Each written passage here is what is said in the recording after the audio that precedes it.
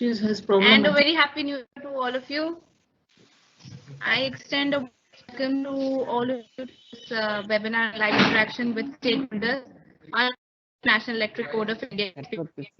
As you're all aware, SP30, the National Electric Code of India, is a prestigious publication of the Bureau of Indian Standards, formulated to lay down a set of standards for good practices and guidelines of various items of electrical equipment, electrical installations in buildings for different occupancies and outdoor sites of temporary or permanent nature. This code was first formulated in the year 1985 and was subsequently revised in 2011. NEC is again being revised, and currently the draft of the revision of NEC is under wide circulation for public comments till 21st of January 2021, which can be accessed through the BI's website. So in order to obtain your valuable feedback from all users and industry and all relevant stakeholders on various technical subjects that are detailed in NEC, and for promoting understanding of various chapters of NEC, BIS has decided to host this webinar. We hope that the discussions today will help in understanding the provisions of the draft NEC document. So now we will begin with the inaugural session. For the inaugural session, we have with us Mr. Chowdhury. He's the Deputy Director General Standardization, Products and Methods, BIS. Mr. Chowdhury is a civil engineer by qualification with over 31 years of work experience in BIS and 35 years of overall experience. He has worked in different capacities and activities of standardization, international relations, product and system certification and training in BIS. In his present role as DDG Standardization PNM, he leads the national standardization work in all technology and economic areas. May I now request Chowdhury sir for the inaugural address. Good afternoon, everyone. Mrs. Sumita Anand, the Chairman, National Electric Code Sectional Committee of BIS, other distinguished speakers, distinguished participants, and ladies and gentlemen. At the outset, a very happy new year to you all. Hope we have a year that is free of all the turmoil and the turbulent times that we have been through the past year, and we overcome all this and lead a much better times ahead. This particular seminar, as Meghna had mentioned, is a sort of a orientation on what the revision of the National Electric Code beholds, and to that effect, I think this particular sort of interaction is very important, that we share our thoughts and views on various aspects of the code while it is being considered for revision and updation. Talking of the National Electricity Code, as was mentioned, that this was first established in the year 1985.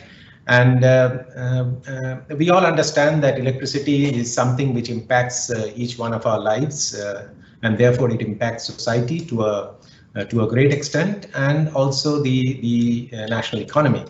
There are various players of diverse interests and multiple roles that they play, right from the point of generation, the transmission, the distribution, installation of various electrical facilities, and of course the users. And given that you have a wide range of players, of diverse use, of diverse practices prevailing in the country, players using different technologies, having different levels of understanding. So there is obviously a need to integrate all these and have some uniformity in the way we deal with things, in the way we behave and act in a manner that is sort of conducive to the entire system of operations of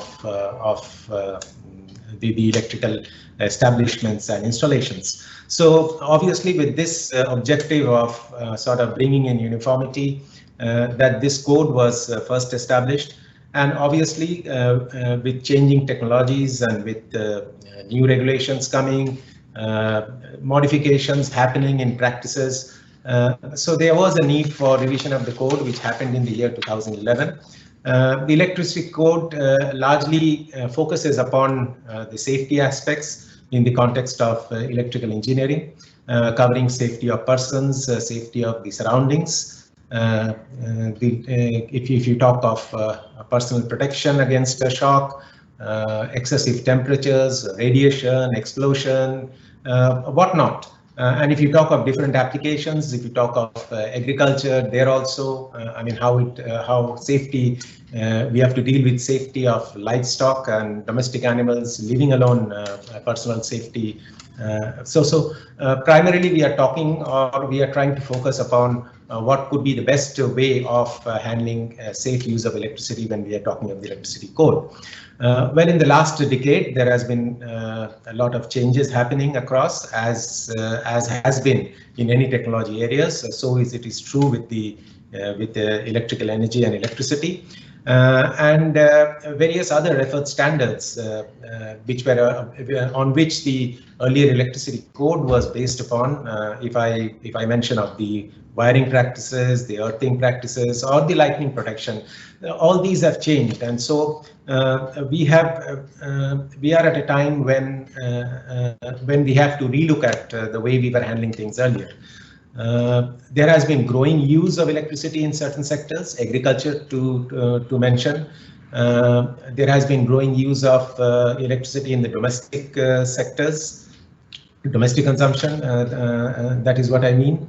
And simultaneously, if you talk of industrial applications, there have been ways and means whereby the industry has been making more efficient and more energy conservative ways of using energy, electricity energy. So all these have necessitated the need to relook at the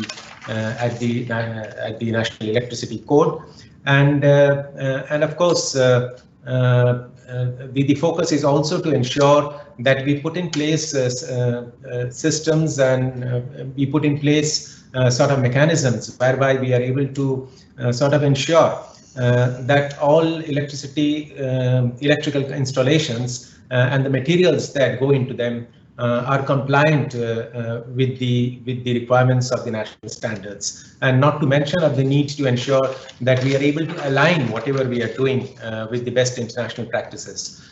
So international harmonization is another aspect, I think, which the National Electricity Code tries to look into, and here I think the code would like to align with what is there in the IEC 60364 on electrical installations, as well as the changes and developments that have been taking place in the international forum. A lot of inputs would have gone from the international practices and standards that are there while we have been drafting this particular revision in C. A number of experts have been involved, and under the able leadership of Mr. Sumita Anand, I think they have put in an immense effort to diligently put together this revision draft of the NEC. This, to our understanding, is a very comprehensive document now that can be used by all stakeholders, all players in the field, right from the designers, the system engineers, the utilities and the agencies that are engaged in the installations. So overall, I think we have tried to sort of address all facets of the system that we are trying to sort of bring a change about. Once the document is in the public domain, it is time for us to sort of apprise the stakeholders with our intents and intention, and so we have the eminent speakers who have been part and who have been instrumental in making the changes in the document here with us today. They would take you through, and I think that would provide a proper understanding to all the participants which are representing the various stakeholder interests in today's webinar, to have a better understanding of what have been the intent and the direction in which the changes are being made. They can clarify any of the issues that they would like to get addressed, and obviously as the standards body and as the concerned technical committee, I think we are all open to any suggestions for any changes or any considerations that we need to look into while we are in the process of finalizing this document. I think this webinar today would be an excellent opportunity to that effect, where we can exchange our views, have a better understanding, and take this work forward with the right earnest, so that we have a document that would be true in its spirit, as well as true towards the fulfillment of the objectives of having this particular code, in ensuring that whatever electrical installations we have in the country is safe, is energy efficient, and is able to provide you a good quality of electrical energy. So with that, I think I would wish today's interaction and today's webinar all success and a very fruitful and very engaged coming 2 to 3 hours of interaction that we would be having. Thank you very much. Thank you very much, sir. We'll now be having the keynote address. We have with us Ms. Sumita Anand. She's the chairperson of the Sectional Committee ETD20 of BIS, the committee which is responsible for the revision of the National Electric Code, for which we are here today. Ms. Sumita Anand has worked with EIL for the past 34 years and has extensive consulting experience in basic and detailed engineering in refinery, petrochemicals, fertilizer, and offshore projects, with wide experience in project implementation. May I now request Sumita Madam for the inaugural address.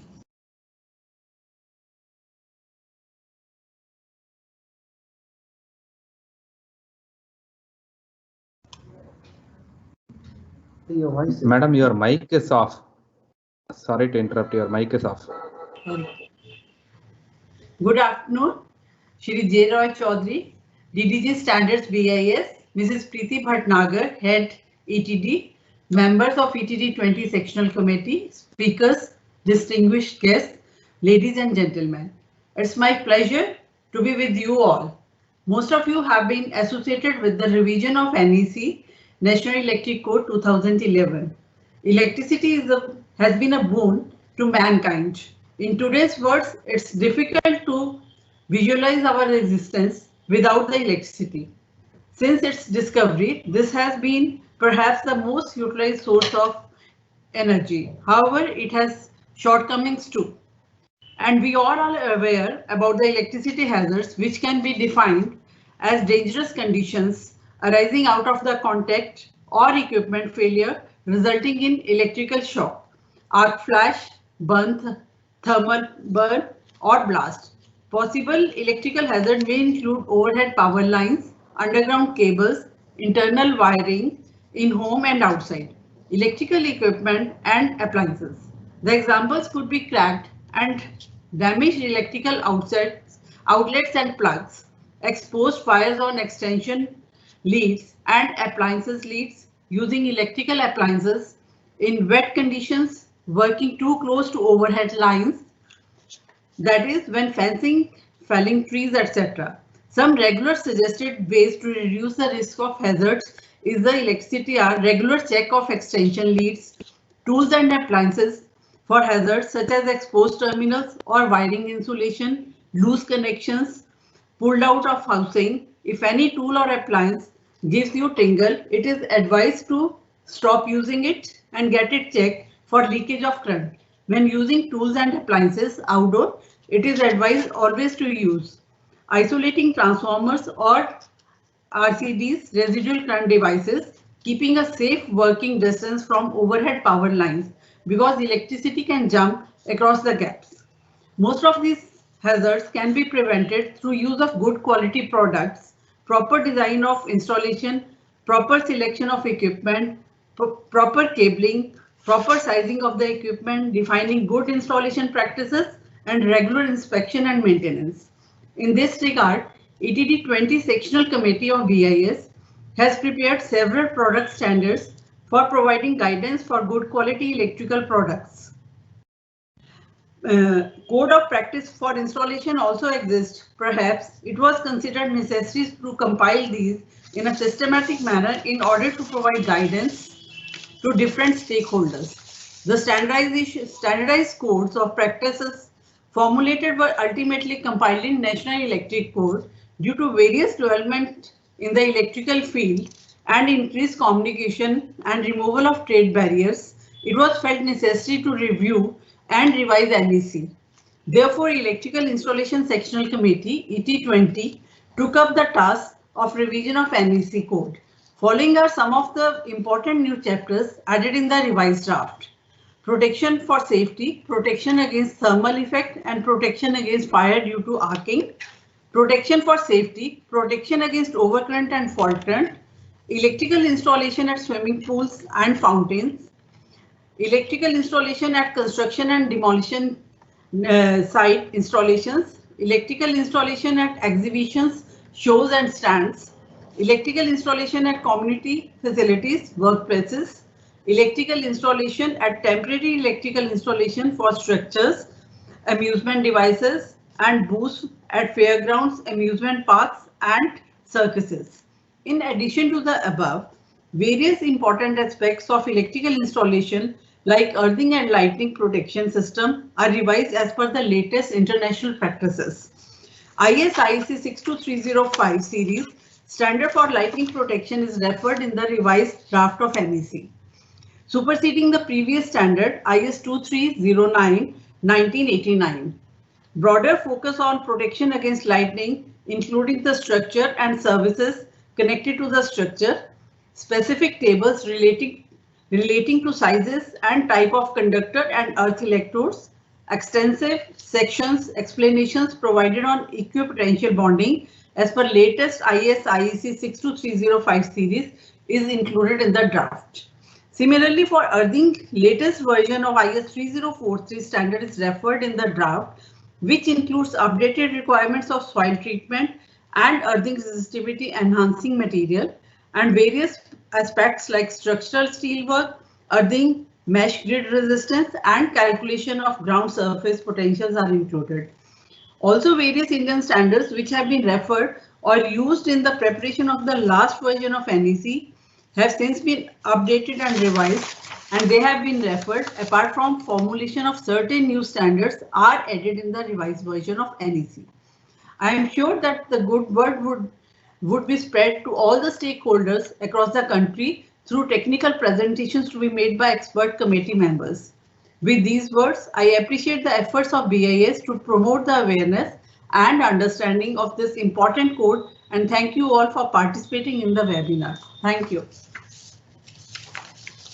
Thank you so much, ma'am. We will now start with the technical session. With this session, we have 5 speakers with us who will each speak for about 15 minutes. There is a Q&A chat box wherein you may submit your questions, which will be taken up towards the end after all the presentations. So we will now start with the first speaker of the day, Mr. Ritwik Anand. Mr. Anand is the Member Secretary of Sectional Committee ETD 20 on electrical installations. He will be making a presentation on overview of standardization work in ETD 20 committee and new National Electrical Code of India SP 30. I now request Ritwik sir for his presentation. Thank you, Meghna. Meghna, is my voice is audible? Yes, yes. Okay, good afternoon, everyone.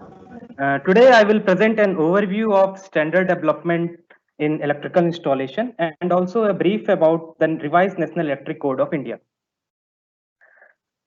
So BIS is the national standards body of India, and BIS was first established in 1947 as Indian Standard Institutions in order to promote quality goods and services to the nation. Later on, with the enactment of BIS Act 1986, it became Bureau of Indian Standards. Recently, BIS Act 2016 has been passed by the Parliament, making it as the National Standards Body of India. So as a national standards body, BIS is involved in providing various gamuts of services, the foremost being standardization activity, the confirmatory assessment. BIS has wide network of laboratories, hallmarking scheme run by BIS, and BIS also provides training activities to all its stakeholders to ensure consumer interest. So while taking up the formulation of standards, we take care of certain things such as safety and functional requirements are adequately addressed, and standards promote interchangeability and provide ease of use to consumers. They should also support consistent quality and economic production along with maintaining the energy efficiency parameters. So in BIS technical committees, various kinds of stakeholders are involved, such as manufacturer, industry, government bodies, consumer organizations, academic institutions, etc. Standards have been developed in various stages. As you can see from this slide, the stage 1 is coming up with an idea of formulating a standard or new subject. It could be a product, services, or test methods. After agreement within the committee, the members are on the proposed subject. A plenary draft is prepared, and based on the consensus among committee members, this draft is then wide circulated to various stakeholders for public comments, so that a national consensus may be built on the document. And based on the inputs received from all, the draft document is finalized by the technical committee, which is the collaborative efforts of scientists, technologists, and experts. So this slide gives you a overview of the various areas in which BIS is making standards. These are broadly the major areas like chemical engineering, civil engineering, all major branches of engineering and services are covered in this. So standardization related to electrical sector falls under the Electrotechnical Division Council, which is responsible for standardization in the field of power generations, transmission, and distribution. There are 44 sectional committees which are working under ETDC, and more than 1600 technical experts are involved in this committee. So these are the list of various sectional committees which are working under ETDC. Safety of electrical installations is covered and is come under the preview of ETD 20 sectional committee, which is on electrical installations. So coming up on the topic of today's presentation, as we all know that electrical safety is of serious concern as we observe huge loss of life due to electrocution, which results in damage to life and property due to fire caused by overloading, short circuit, and leakage current. These tragic incidents can be addressed if regulations, codes, and standards are implemented and practiced properly. So ETD 20 sectional committee, the scope of this committee is related to design, erection, and maintenance of electrical installation. It covers various kind of electrical installations like which are permanent nature and temporary in nature. It covers both indoor electrical installation and outdoor electrical installation. This committee till date has published 63 important Indian standards, and 4 standards are presently under development. So these are the list of some important standards published by this committee, and many of you are aware of these important standards like IS 732, which is on code of practices for wiring installation, 3043, which is related to earthing, ISIC 62305 series, which is very important standard on lightning protection system, and the National Electric Code of India.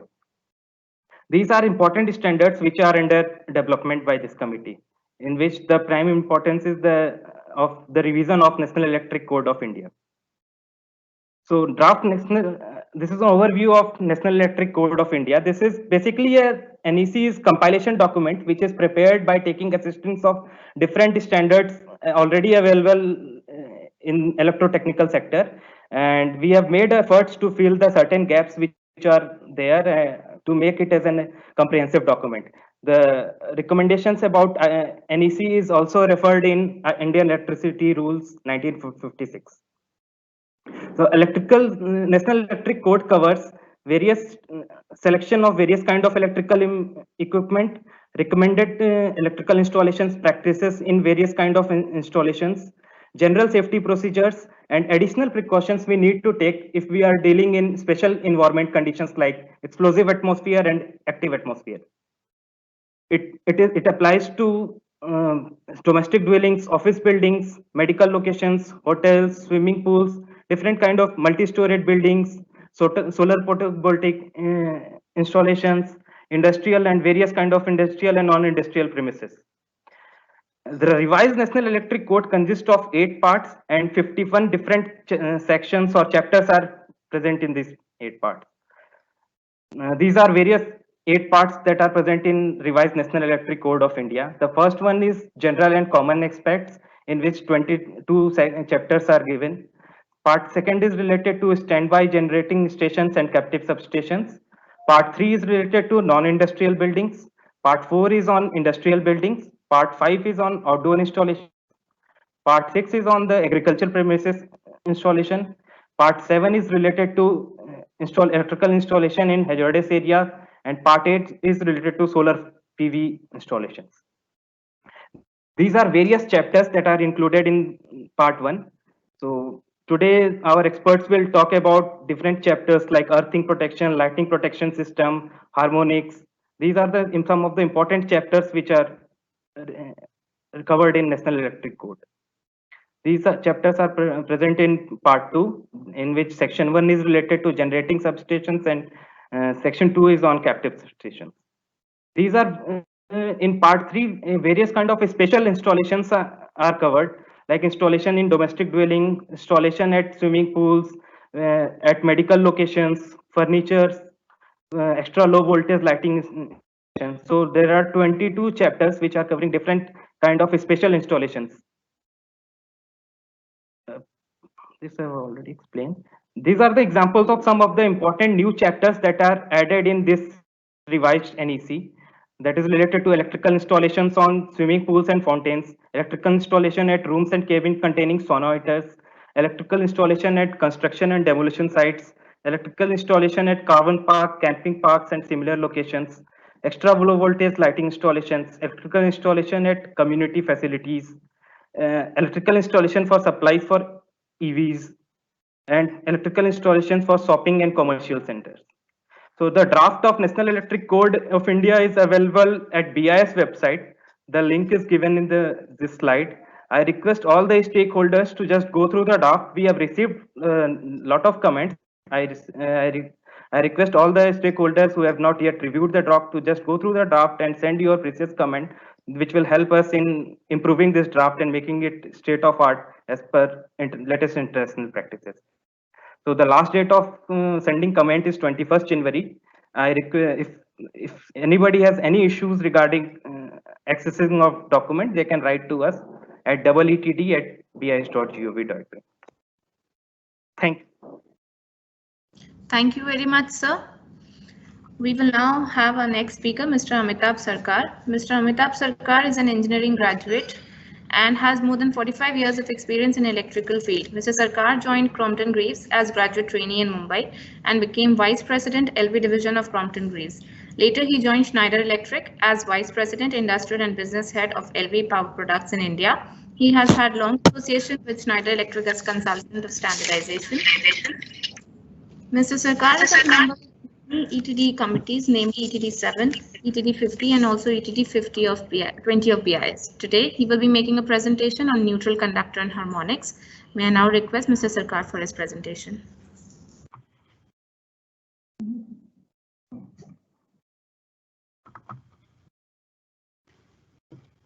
Is it visible now? No, sir. Sir, your camera is on, but the presentation is not shared. How do I do that? 1 minute. I put it there, the shared desk. So I again put shared desk. And then I come presentation. Is it visible now? Not yet, sir. Not yet. What do we do? It's going up 1 minute. It's not allowing me. It is showing arrow is down. Shared desk. Ritwik, they have to unshare first. I think then you'll be able to share. So I'll unshare it. I have unshared. I unshare. Now I'll share.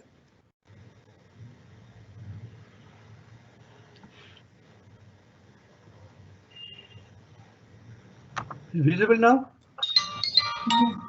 Hello? Yes, sir. Yes, sir. Now your screen is visible. Okay. Oh, right now it was visible. Now it again got cut. Not visible? Means Not visible, sir.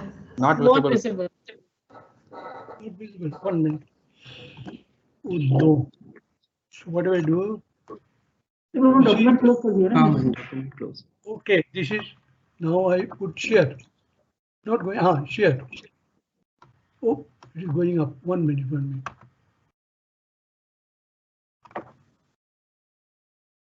Can you see?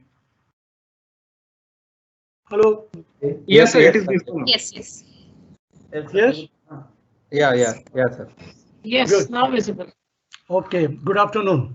Sir, one point. You just minimize that particular column at the right side. Yeah, that one. Yes. Okay. Fine. Fine. Great. Okay. So now we start. Revised NEC Part 1, Section 20. Neutral conductor and harmonics in that section of our qualities. The neutral conductor as an important aspect of electrical wiring system and the harmonics as a power quality problem. This is two sections as there, I think 20 part 2 and part 3. So I'm going to talk about neutral conductor and the effect of harmonics on neutral conductor, because this is one of the hot topics that is going on around. So first I'm going to take up neutral conductor. You see, neutral conductor in a three-phase neutral systems where we are getting 415 volt three-phase and 240 volt single phase.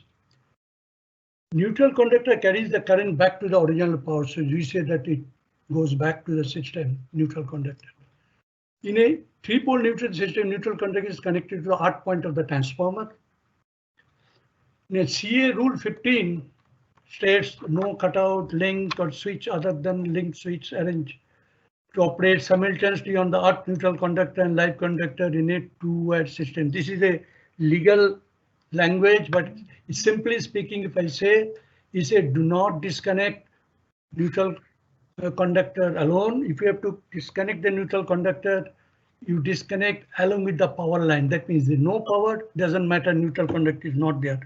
But so long there is a power in the system, neutral conductor must remain in the system. Significance of this technical or what you call a term, you will understand when you read this. It happens quite often that neutral conductor is broken or floating neutral conductor in India. The unbalanced current in a three-phase system must go back to the source. You know, in a three-phase system from which I'm drawing a single-phase current, unbalanced current must go back. So when neutral wire is broken, the current takes the path back to the supply through the line. And this creates severe disruption in both voltage and current value. Voltage inside the building may become too high or too low, depending on the the line where you got a load or under load. So very high voltage up to the three-phase voltage like 415 volts, it can have a serious problem or electrocution or malfunctioning of the equipment because you are getting less voltage. In a TNC earthing systems, matter becomes more dangerous because all combined neutral and arc potential will have the same level as phase system. So the metal bodies of the electrical equipment will have the same voltage as the line voltage, that is 240 volts. That means anything you touch, you will get a shock, and it can be a fatal shock. Just a caution, 4-pole circuit breaker, RCD or RCB will disconnect the power supply in case of a floating neutral. Is very dangerous. Now let's look at it. What does neutral conductor actually do? So we say neutral conductor is neutral but not passive. In single phase system, it provides single phase load with power. You know, if single phase, that means you got a line and a neutral. It carries unbalanced current back to the source. Discuss later. It supports circulation of harmonic currents. Overload short circuit and insulation fault current flows through it. It can be used as a protective earthing conductor. You combine both of them together and do it because both are going to the earth. It has a role to play in the definition of earthing system. I think there is some presentation is coming on earthing system. You may hear about it. So I'm talking of now. Let's talk about neutral current. Paradoxically, there should not be any current in the neutral. In a three-phase with a perfect balanced load, in all three phases, there would be practically no current. You have got a three-phase supply. You have got a perfect balanced load on three. Suppose you are only running a three-phase motor and it is having the almost same load, there will not be any current because in a three-phase system, current in the neutral conductor is the vector sum of the three-phase line. With the balanced sinusoidal three-phase system of current, the sum is 0. Therefore, there should not be. So why should you need a neutral conductor? In practice, lots of current flows through the neutral. So we'll see what those currents that is flowing. So we'll talk about current in the neutral conductor, and if the current is flowing in the neutral conductor, we should understand what is the size of the neutral conductor. 2 points. We say there is always be a current in the neutral conductor for 2 reasons: unbalanced load and a harmonics. While unbalanced load is easily understood and can be managed to some extent by shifting and rearranging load, unbalanced load we balance it. Harmonics in the system are complex and more difficult to manage, so we'll talk a little bit more on that. See, unbalanced load on a simple neutral system where the dominant loads are single phase. In a big building, you bring a 3-phase 415 volts 3-phase neutral current from the transformer, and then you supply to each phase to various places, which is predominantly those are a single phase load in an office area or any other in-house. Initial design is normally based on the full load current. So each section, how much current will go maximum. That may differ in actual uses. And a perfectly, again, fully loaded balanced system, there should not be any current. But in an overload, unbalanced installation due to poor load distribution, a lot of current will flow to the neutral current. Though fortunately, this current will be lower than the line current. If line is 20 amps, it will be maybe 20%, 30%, depending on the unbalance on the system. Now comes the harmonics. Harmonics is the distortion of the normal electrical waveform. That means we have a sinusoidal waveform. When that gets distorted for some reasons, we call it there is a harmonics. CA regulation stipulates the limiting total harmonic distortion (TSD) for the voltage and current at the point of common couplings, where that's a common coupling for which the supplies and the distributions to the users. 3% and 8% without any qualification of for all the voltage, that is all the voltage and all the current, that regardless of what voltage or what current, high voltage, extra high voltage, whatever it is, 3% and 8%. This is actually 3% and 8% has been similarly in line with IEEE 519, on which has been picked up fine. For our operations, let's look at it harmonics. You see, in the fundamental of the 50 hertz, that's the 50 hertz per second. That is our waveform, which is absolutely sinusoidal. But when power is fed to a linear load, like say heater coil, the power flows smoothly without disturbing the fundamental waveform. That is fundamental waveform, or the one we call it. Harmonics are distortion on a power system when a voltage of perfectly sinusoidal waveform is fed to a non-linear load. So we'll understand what is non-linear load. Intake of power in pulses by non-linear load distorts the sinusoidal waveform. So it doesn't go smooth, it does in pulses. Suppose within the time, 2 times, 3 times, 4 times, 5 times a second it is going on. This effect of this harmonics is the increase of RMS and peak value, the distorted waveform. So that is all about harmonics creating havoc in the system.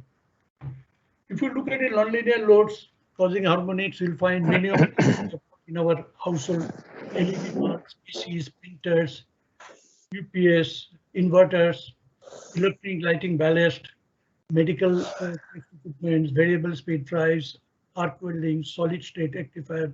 There's so many other things. The modern world, more and more nonlinear loads are being added to the system.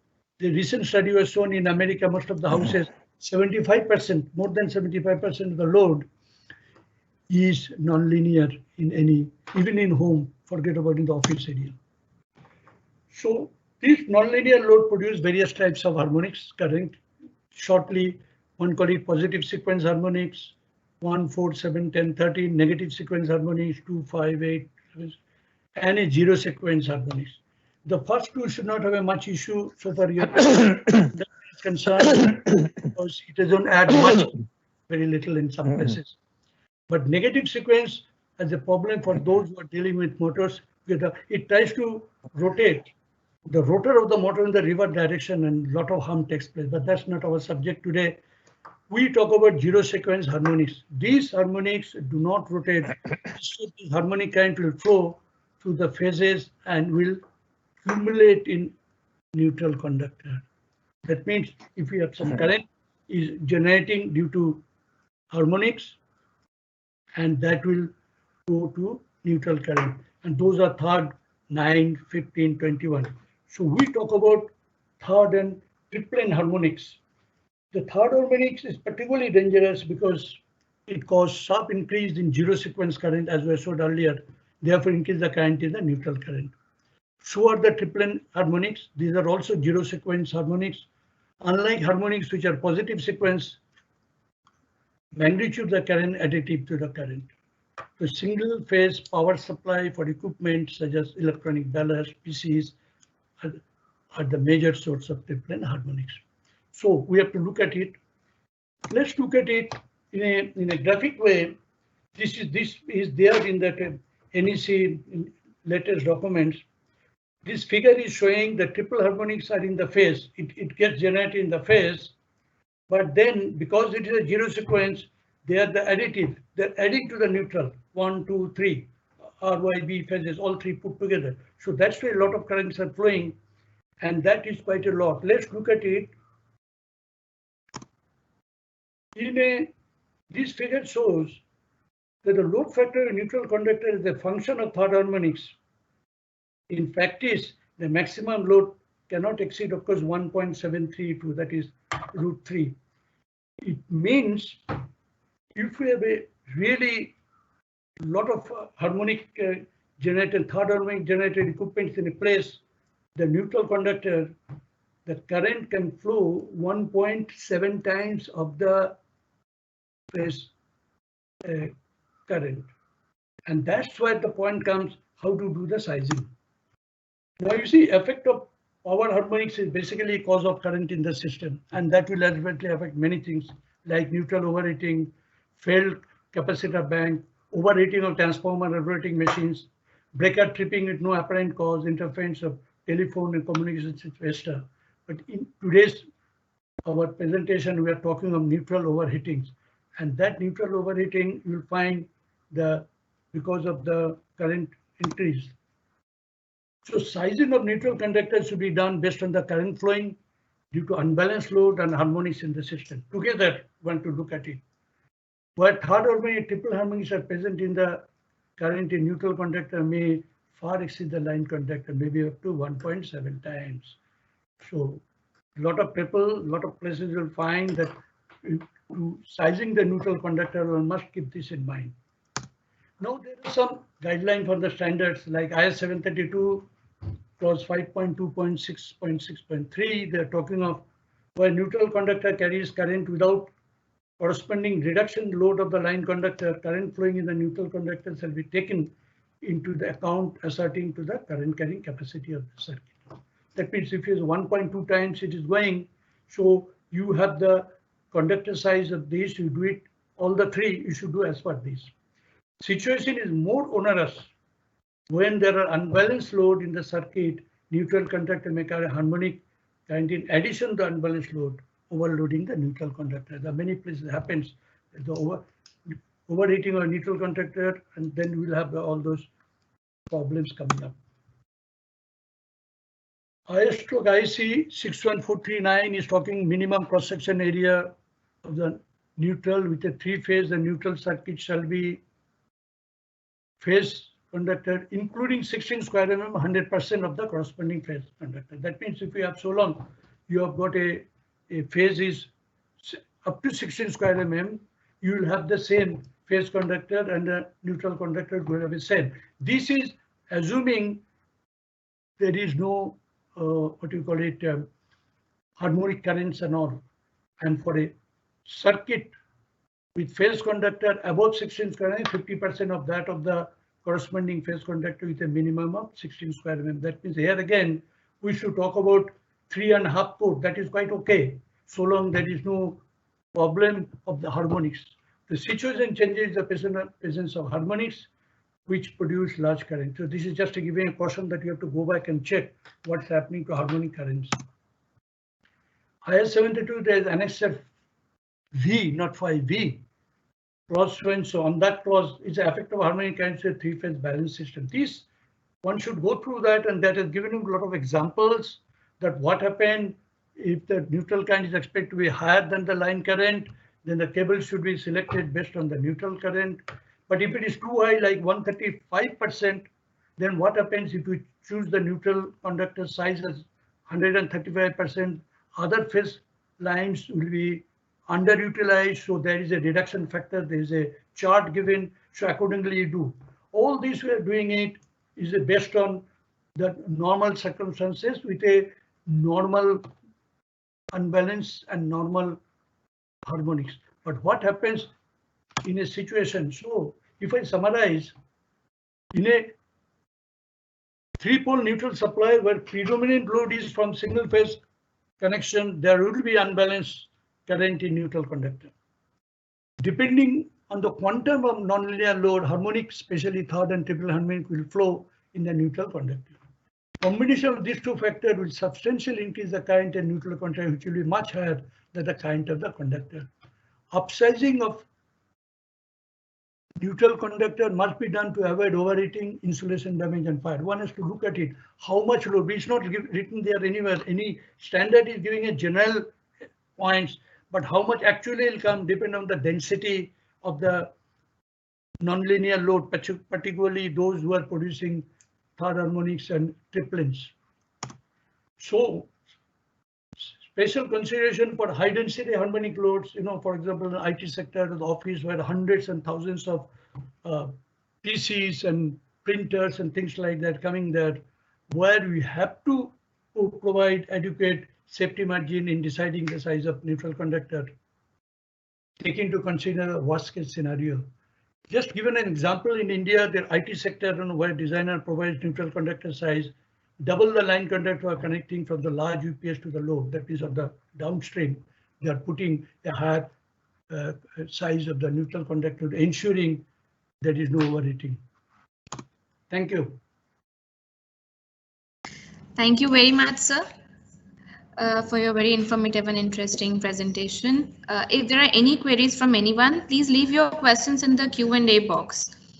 Our next speaker is Ms. Shalini Verma. She is currently General Manager Engineering in EIL and has over 27 years of consulting experience in basic and detailed engineering in refinery, petrochemicals, fertilizers, power plants, including solar power plants and offshore projects. She is an active member of various committees associated with Bureau of Indian Standards and is involved in upgradation of National Electric Code and various Indian standards. Today she will be making a presentation on lightning protection system.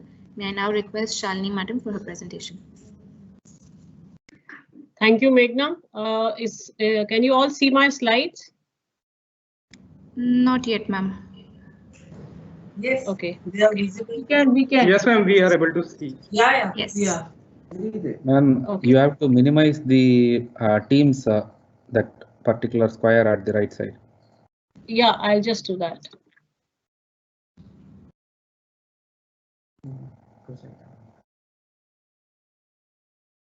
Yeah, now it's fine. Yeah. Yes, ma'am. Yeah, good afternoon, everyone. I would first like to thank BIS for organizing this webinar to showcase the work which we have done and share what all changes we are incorporating in the National Electric Code of India. So today I'll be covering in my presentation the part 1, section 19 of the NEC, which is the lightning protection system. To understand, so first let's quickly briefly see the lightning phenomena. The thunderstorms are basically caused when the warm, moist air rises up to greater altitudes, and when these space charge densities create local fields, it charges the water particles, and then a leader is formed, which basically initiates the lightning strikes. Now we have two types of leaders: a downward flash, which starts from the cloud and move towards the ground surfaces.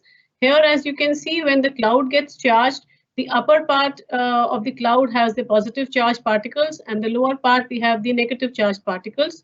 So the downward leader moves from this cloud to the objects on the ground level, and the upward leader starts from the objects at ground level and move towards the cloud. when at the point where the downward leader and the upward leader actually meets, that is the point of the lightning strike, as you can see in this figure. So when the lightning strikes with ferocity and in case structures are not properly protected, it can cause immense damage.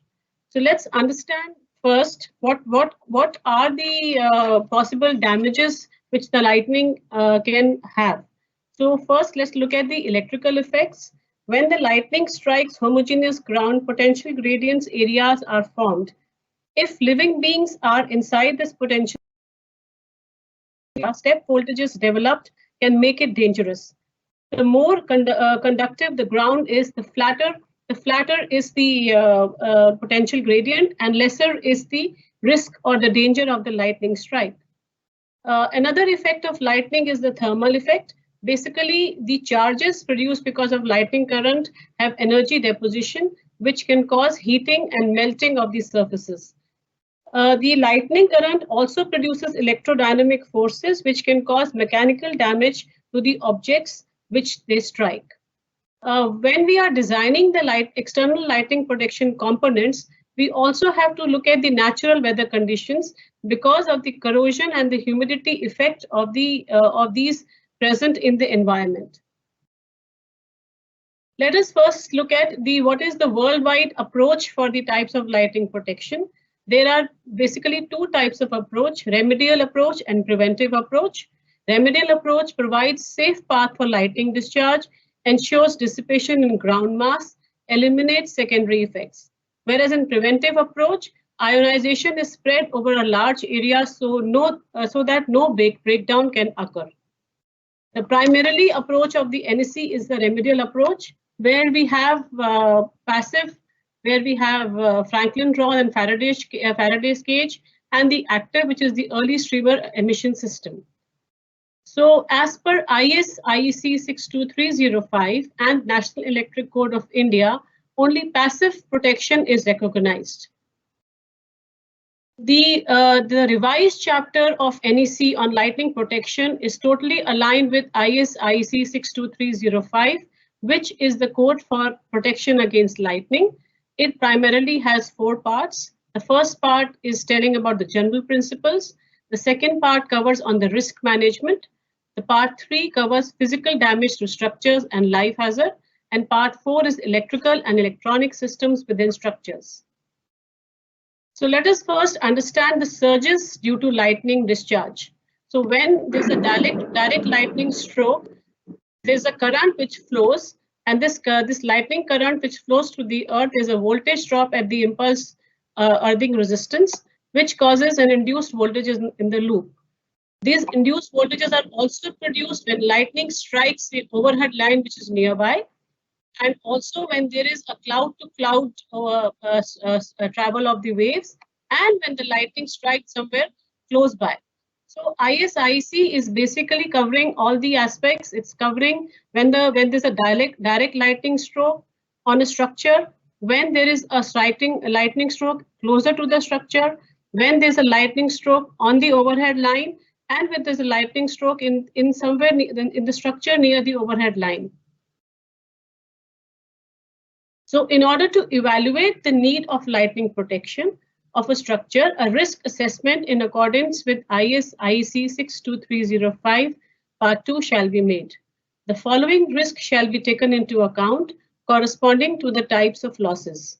R1, risk of loss or permanent injury of human life. R2 is risk of loss of services to the public.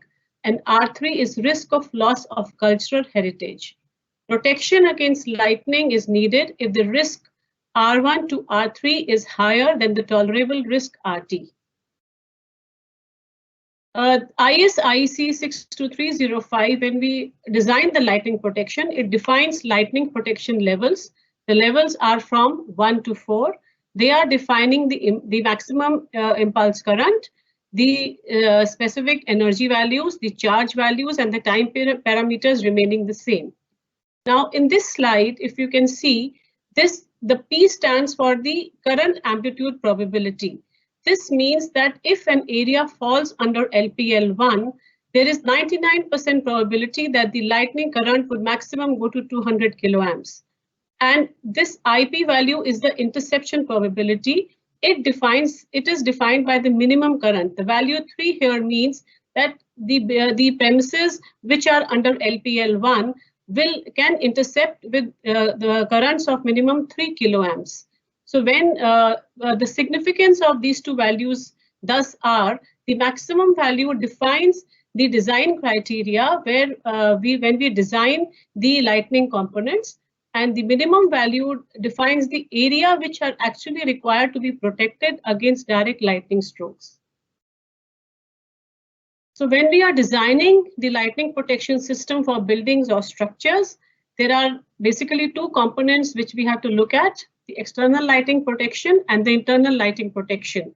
So the part 1 of IS/IEC 62305, we will be able to see the lightning threat, then do the evaluation of the risk from the part 2 and decide on our lighting protection levels. Based on that, we design our two systems, the LPS for the external lighting protection that will be covered in IS 305 part 3, and the surge protection measures which will be covered under IS 62305 part 4. So the external protection system will normally cover air termination system, the down conductor, and the earth termination system. The internal protection system will have equipotential bonding and separation distances. This slide shows the external LPS components where we'll have the air termination, then we have the down conductors and the earth termination system, which forms the basic components of any lighting protection system. The methods for designing the air termination system are basically primarily 3 methods: the protection angle method, the mesh method, and the rolling sphere method. Protection angle method is derived from the electric geometric lighting model. Here, this is based on the rolling sphere method. If you will see, this is the air termination rod. The point of intersection of the rolling sphere, if we draw an imaginary line, wherever these two areas, the intersecting areas are equal, that angle is called the protection angle. And the area which is covered under this angle will be protected against direct lightning stroke by this air termination rod. So here, if you will see in this picture, we have one air termination rod here of height h1.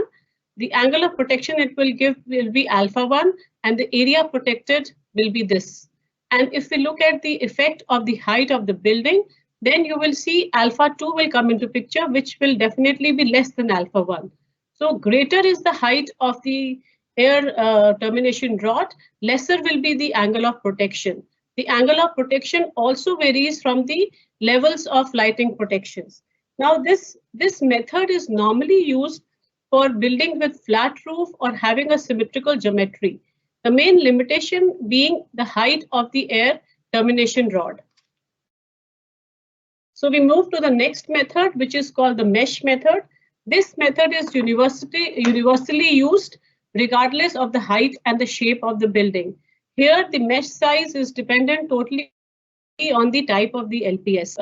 As we can see, the LPS 1, the size is just 5 meter by 5 meter, whereas LPS 4, it is 20 meters by 20 meters.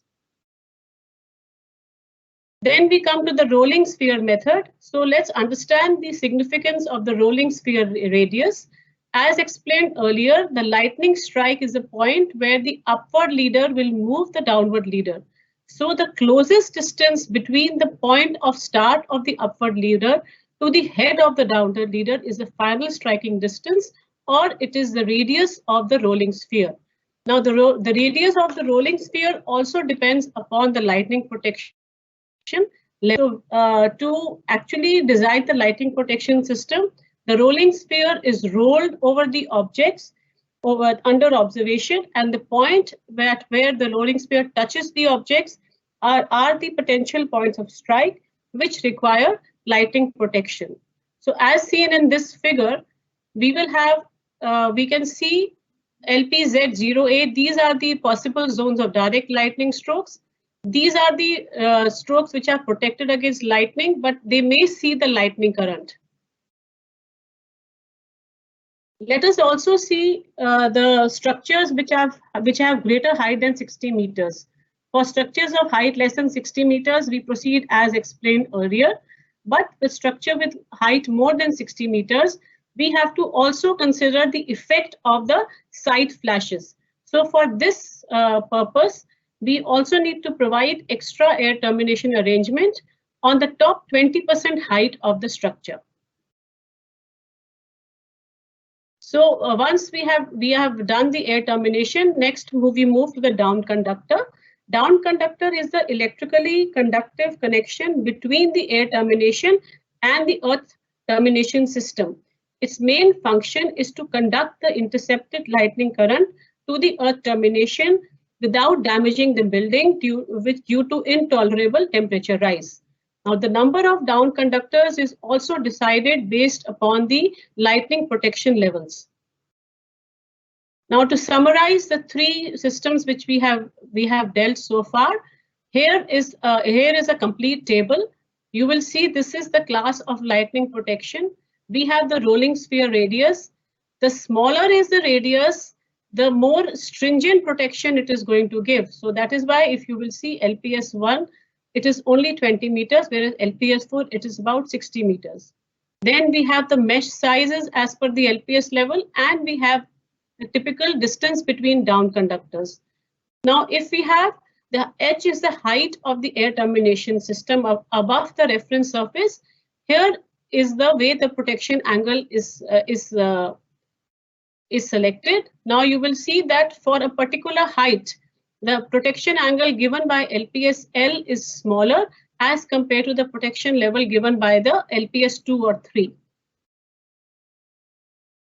So once we have done the air termination, we have seen the down conductors, we come to the third part, which is the earth termination. This is also very important because this will actually, all the dissipation of the lightning current safely will happen at this point. So we have to design the system in such a way so we have to minimize any potentially dangerous overvoltages which can be developed. So normally it is achieved by having a low earthing resistance, which possibly lower than 10 ohms. From the viewpoint of lightning protection, a single integrated structure earth termination system is preferable and is suitable for all purposes, that is lightning protection, power systems, and telecommunication systems. So we have two types of earth termination. Type A, which consists of vertical and horizontal conductors and connected to down conductors, and type B, where we also have a ring conductor around the perimeter of the structure. Now this flow diagram gives us a gist of the lightning protection design as per ISIEC. So the first step is to study the characteristics of the structure to be protected and to also evaluate the kind of losses that can happen in case of lightning strike. Then we do risk assessment.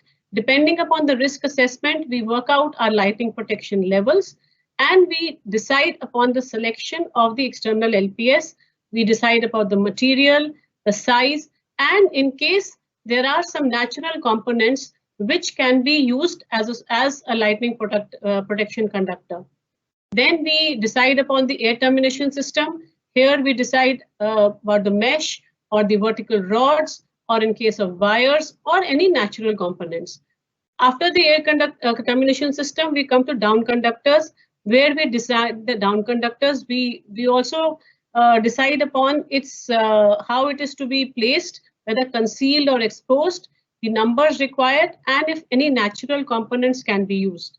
After the down conductors comes the earth termination system, which could be either type A or type B, or in case of any natural components are available. Once we are through with the external part, then we also look at the internal LPS design, which will include bonding and screening, the SPDs. And this entire thing will encompass the complete lightning protection design for any building or structure. So let us look at what major changes we have done in this chapter vis-a-vis the old NEC. The risk assessment calculation is now based on IS IEC 62305. It is much more detailed and more organized than IS 2309. This chapter of NEC has been updated and aligned with latest IS IEC 62305 covering all the parts. Table for Indian average thunderstorm days in this year is included in this chapter, which is required for risk calculations and LPL levels. Thank you very much. Thank you very much, ma'am. That was a wonderful presentation. Our next speaker is Mr. Hemant Sali from ICAI. He has worked in Public Works Department of Government of Maharashtra in Electric Wing for over 39 years. His experience comprises of implementing, administering statutory provisions with appropriate interpretations and practical working on projects, right from design, field execution, testing, commissioning, and maintenance of electrical installations. He is a member of the Sectional Committee ETD 20 of BIS. Today, he will be presenting on electrical installations in domestic dwelling. May I now request Mr. Sali to make his presentation.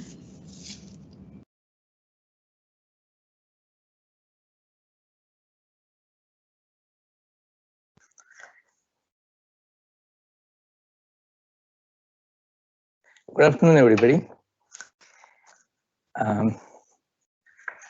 So today's my presentation is on domestic dwelling. So we see here a picture. It's very beautiful, very cozy house. Actually, it could be for a privileged person, not for all. But one thing we cannot be assured of whether the installation is safe or there are any hidden dangers, because we see from outside, but what is within that, what is within the wall, what is within the concealed wiring, or what is at the switchboard, that we really don't know. So these things happen which are behind the screens, which we do not know actually.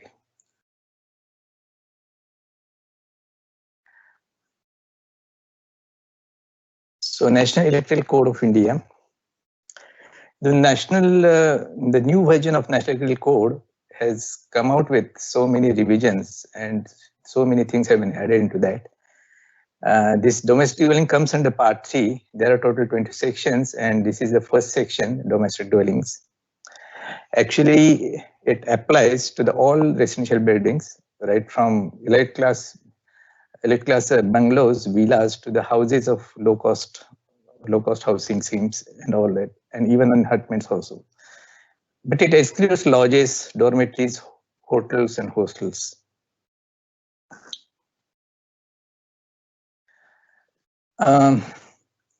See, electrical installation is home. Every one of us is very closely associated with it, very near and dear to every one of us. We use it all 24 hours. We are in contact with, and the main thing is that why it's become special, because all age groups come in contact with these electrical installations, right from the elder persons, right from the children and everybody. And if we see, the operation can be done by anybody. Even small children also come in contact with the electrical installation. They can switch on the light, switch off the lights. So that's why it is something special than other installations. And if you think of the mandated responsibility, the Central Electricity Authority regulation says that the user is totally responsible for whatever the installation he owns and whatever installation he uses. So that is a legal responsibility. But one thing we should consider here, when a person takes over any possession of any flat or any residence, he take it as it is. He doesn't know what the installation is, whether it is safe or not. He has to accept it as it is because he do not understand whether what are the technicalities he should be knowing. So that is the risk factor. Again, why it is special? See, out of total number of consumers, LT consumers, about 75, 3/4 consumers are residential type. So this is the volume of consumers which are indirectly come in the category of domestic electrical installations. So risk factors,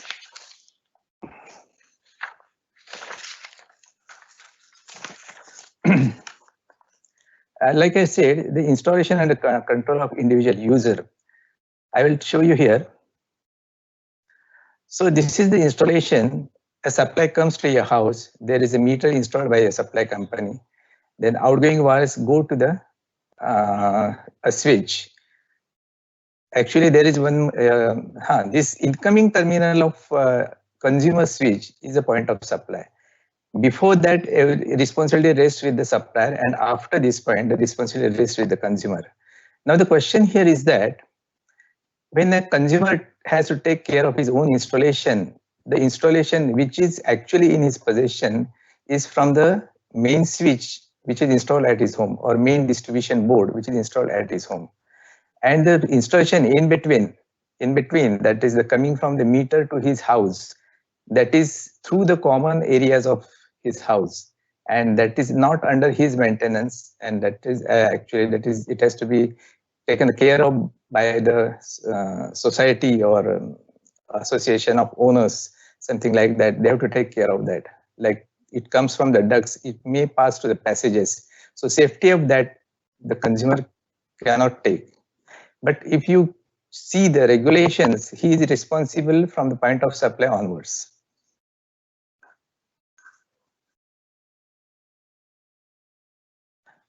Another thing, why it is a risk factor, when the consumer takes over possession of his house, so many modifications, additions happen in the existing installation, because the installation either it's not properly designed, the points are not properly located, or the number of points which he requires are not properly given. There are less number of points, or whatever he changes he makes in his interior design. So the installation doesn't suit to that. So interior and furniture is again the problem. See, I'll show you here. When a consumer makes his own installation, makes a furniture, he may put on lights like this in the wooden furniture also. This is also point of risk, because some heat is dissipated from this lights, and it may create some problem in the future also. See, when consumer takes over possession of his house, he purchases many gadgets, electrical gadgets, and for that, if there are no properly points given at proper location and number of points, then again he makes some changes, and whatever he changes he makes, it is in the existing installation. He doesn't check at that time what is the size of main, what is the size of that circuit. So this is again the point of risk. So like this, these things happen when the consumer takes over the installation. He makes a change, and if it's not done by the proper person, then there's a lot many risk factors arise.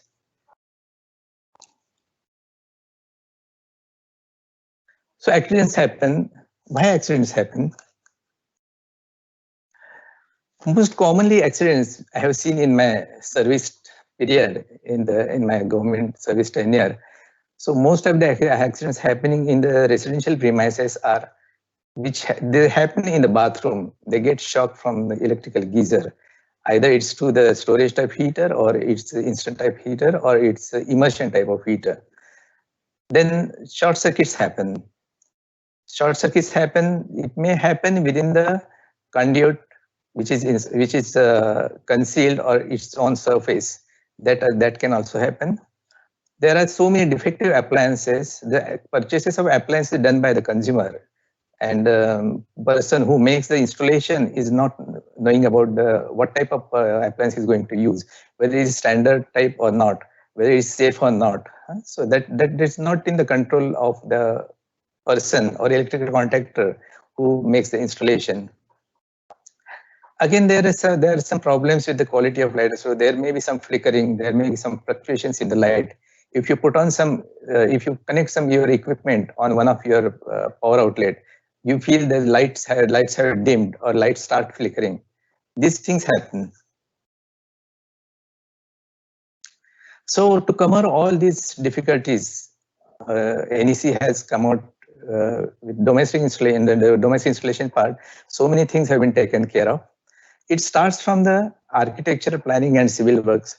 Like it is said that in the house, if you see here the picture, I have seen so many accidents happen because of the overhead lines which are very in close vicinity of the existing building. So this is actually responsibility of the architect. He has to check whether his building is within the safe distance. And if it is not within the safe distance as per CA regulation 63, he has to proceed with some steps. He has to take some approvals, and otherwise he cannot start the construction also. So these things are missing. These things we have been included in this new document. And electrical design is also very important. It is a foundation of safety in electrical. So what the architect has to see? Architect will have to see the layouts also. He has to prepare proper layouts. He has to consider how the furniture will be installed. He should see where the switchboard should be located. He should see where at what height the switchboard should be located. He should see the comfort also. There should be two-way points also. If a person is on his bed, he wants to switch off the light, they should be nearby. And if person comes from the outside, the switchboard should be near the door. He should also take care if there are children, the switchboards, I mean the plug outlets installed at the lower height, those should be the shuttered one. All these points are very, very important.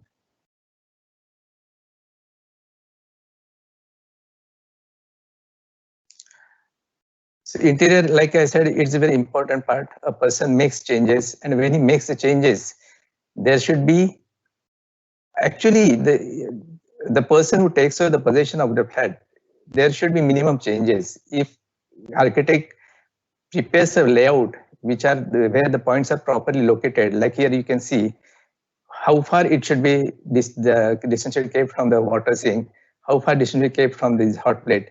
So likewise, if he prepare the design and places the switchboard, the owner or the user of the installation will not have to go for the go and make the changes.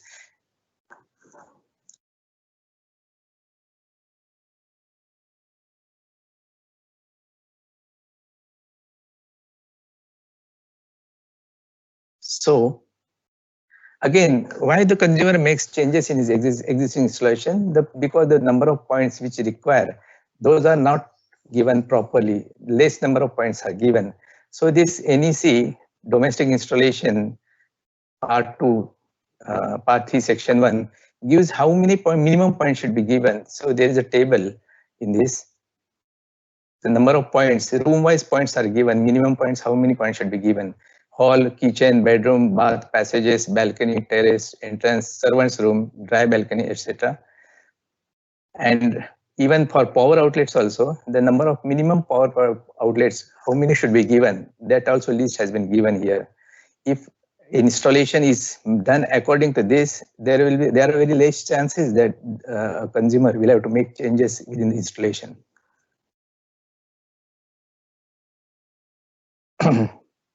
Switchboards and DBA distribution boards location. See if there is a distribution board in the house and if it is not in accessible position. Under the case of emergency, what happens? A person will have to go and check the stool and take some standing or some ladder and like that, and he will climb up and then switch off the lights.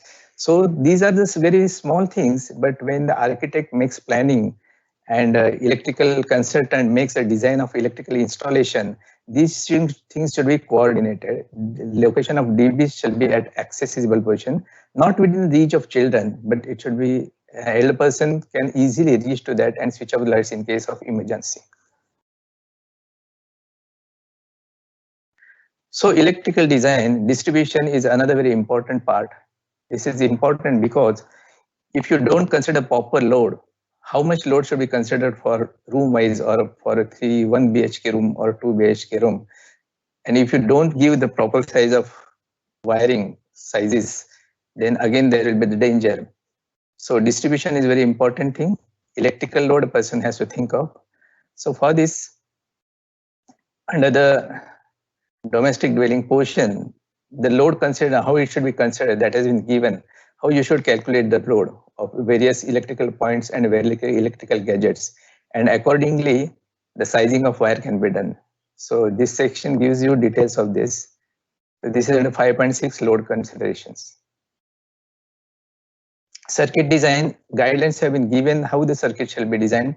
It has been recommended that every room shall be given independent circuit. There is a limitation of number of points. There is a limitation of load also. Whichever is less, it has to be observed. Every room, why separate circuit is given? See, the room has a door. if it is locked from inside, a person should be able to switch off the circuit of that particular room.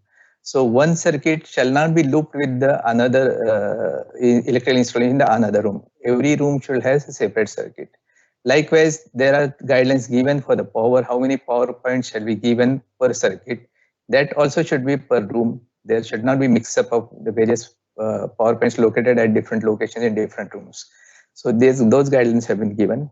Conductor sizing guidelines are given. See, this is the minimum conductor sizes guideline given. So it is under 5.5.3.4, what the minimum size of wire shall be used. This table has been given in our NEC. And what should be the size of even earthing also, that has been given. MCB protection, it should be of proper type and proper size. It should be according to the current carrying capacity worked out for a particular type of conductor. Suppose if there is a conductor of 1.5 square mm size, so the design load for that may vary to 50% also, depending on the type of installation and type of situation. So under the case, your MCB should be able to switch off or disconnect the supply if that exceeds that particular value. Suppose if a conductor is, there is 1.5 square mm conductor and is supposed to carry 14 ampere current. But under typical conditions, that current carrying capacity may be reduced. It may not be allowed to carry that much of current because of so many conduction, thermal effects and all that. So if it is supposed to carry current of 6 amperes, your MCB should be of, according to that capacity. It should not be of 20 ampere or 16 ampere capacity. And B type and C type MCB shall be given properly. For the loads having starting peak current, C type MCB shall be given. There shall be the protections. RCD is the most important protections for the residential consumers.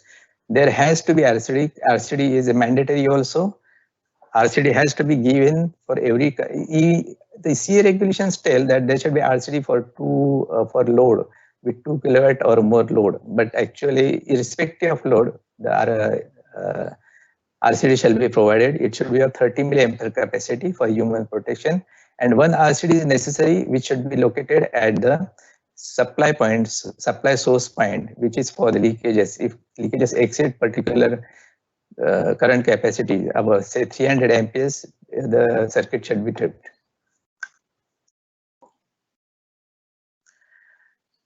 Selection of type of wiring. See, usually there are two types of wiring: concealed type and surface type. Concealed type wiring has some advantages. Aesthetically, those are always prepared, but alterations, modifications in the concealed wiring is very, very difficult.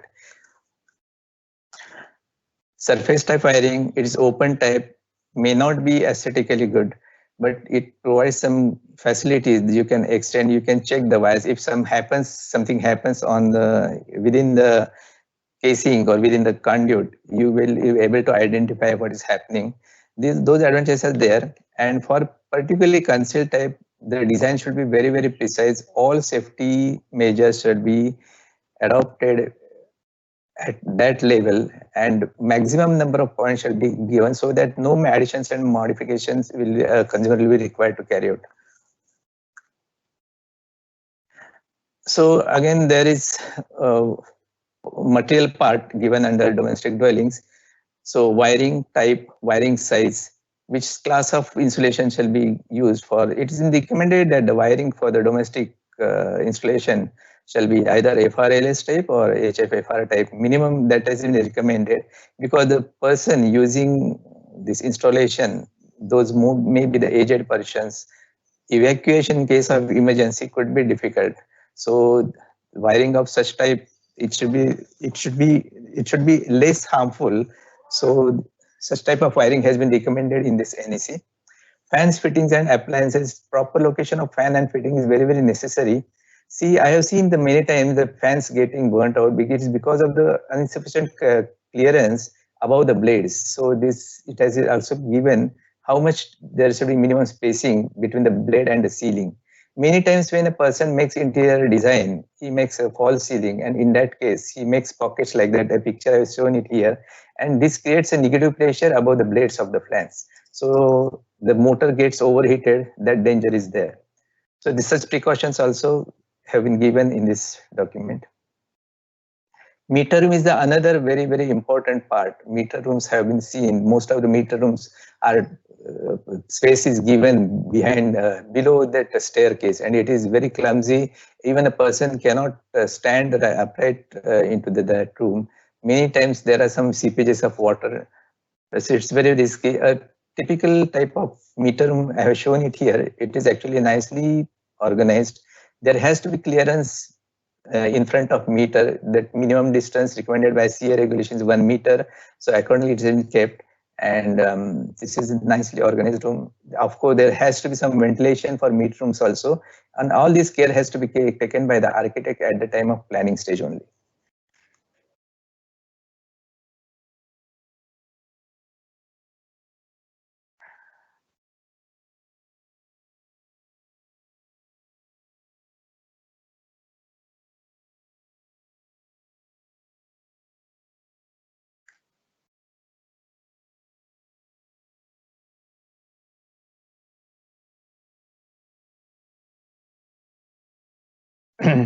So point of supply, I already have mentioned. Point of supply is a very important thing. A consumer has to take care of his installation from the point of supply onwards, and it's supplier's responsibility to take care of his installation. In this document, the responsibilities of user and the responsibility of supply company, those have been clearly mentioned. So everyone shall take care of his installation to maintain it safe. Earthing is another important fact. Many times I have seen that the earthing pits which have been made. See, one important point is here, earthing is a common thing for all consumers, most of the cases. So the common thing, who should maintain? So again, the responsibility comes with the association of owners or the society bearers. And this earthing shall be all the time open. There should be open access for testing. There should be open access for the maintenance also. If something goes wrong, there should be facility to water it if it's necessary. So all these things have to be taken care of. What happens, I have seen that many times after completion of building, it's very difficult to find out where the earthing pit is there. Handing over is another very important thing. Testing and handing over. Handing over documents which are necessary, those have been listed out in this our document. If you see here, when a person takes the possession of any electrical installation, what document should be given to individual owner that have been listed out here? There is service connection details from where he can find out how much load he has been given, how much load he has been sanctioned, so that he may not exceed that load. Test report of the electrical installation, that is also very important. Single line diagram of the electrical installation. It is very necessary if person wants to make some modifications and alterations in the existing electrical installation. He should check what is the size of existing wire, whether he can put more load on it or not. That can be judged from this single line diagram. There should be instruction troubleshooting chart for the owner of the installation. What he should do in emergency, whom he should contact. All these documents shall be given to the individual owner. There is another list which is to be given to the association of owners or building committee members.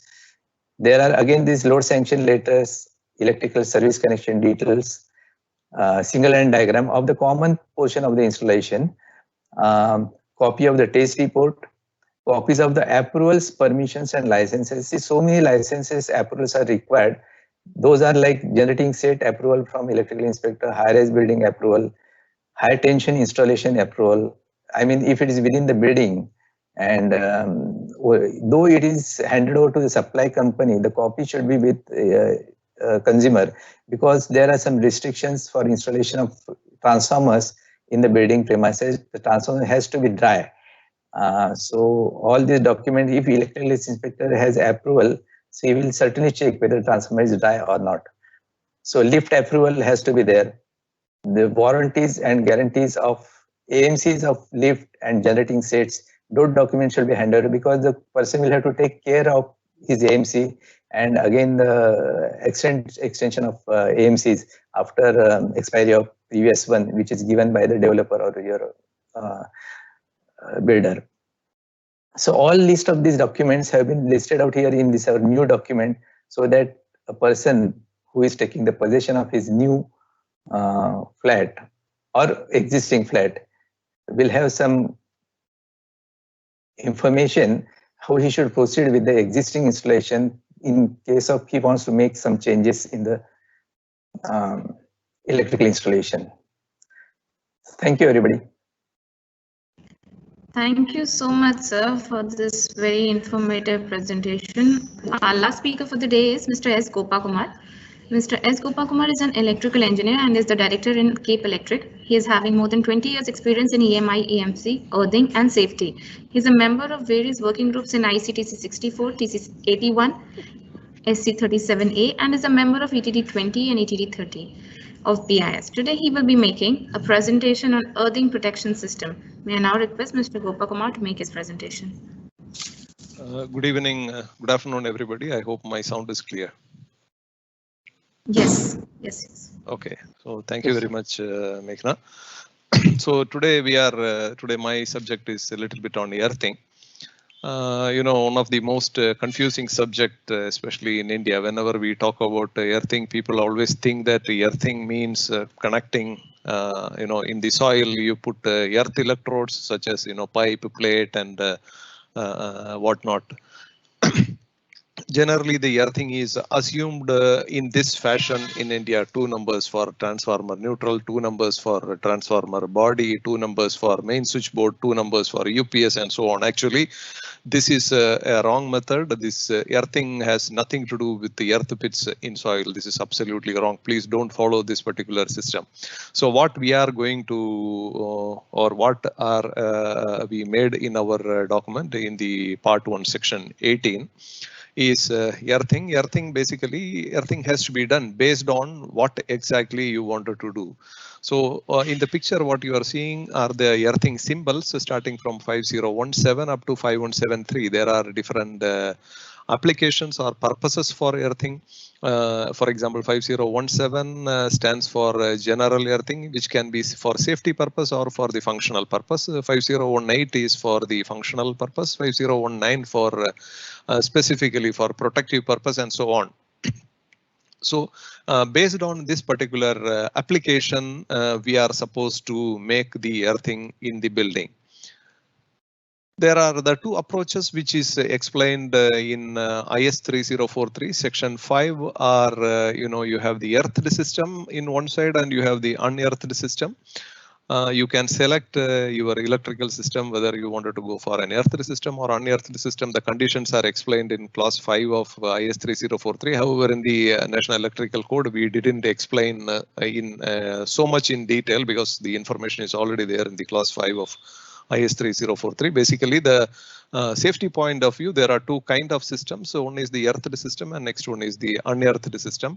Mostly with pictures, we have tried to explain in an earthed system what kind of safety measures shall be required, and in unearthed what kind of things are required.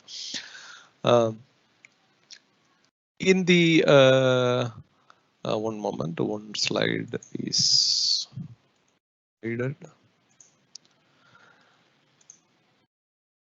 So the first part in the earthing is the disconnection time. In the sense, in case of an earth fault, the power supply, the power to the system, the faulty equipment has to be disconnected within certain time. You can refer the table 13 of IS 3043 or you can refer the table 1 of IS 732.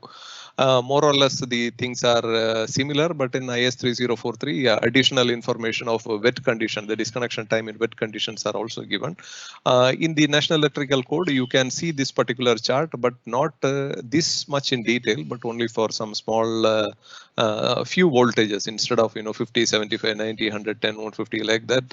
Instead of all these voltages, only few of the voltage and the disconnection times are explained. So the first point of earthing is their disconnection time. The second part of the earthing is how you are going to disconnect the fault. Here comes the fault loop impedance. Say for example, IS 3043 clause number 23 and IS 732 4.2.11.4. These 2 classes are explaining what you should do, how the fault loop impedance shall be selected, how it has to be connected, how you have to size the conductor and so on. This particular information, we took it in a good way and we have made this calculation, we have made a table, and we have included this particular table in the National Electrical Code, Part 1, Section 18. The idea is, if we look at our earlier standards, such as IS 3043 and IS 732, only the formulas are given. If this formula, say for example, the fault loop impedance formula, you can apply it in two ways. One is instantaneous tripping in case of a fault of negligible impedance. That means you have a fault of 230 volt and the disconnection shall happen. IS 732 says less than 0.2 second. The second way of calculating the fault loop impedance is in case of a fault of up to less than 65 volt or up to 65 volt, the disconnection shall happen in 10 seconds. So based on these two calculations, basically the standards were giving only the information with respect to the formulas, whereas in the here you can see a typical example. If we calculate as per the IS 732 for a fault of negligible impedance, 63 amps MCB. Here I have put you can see the calculation for a 63 amps type C MCB. The fault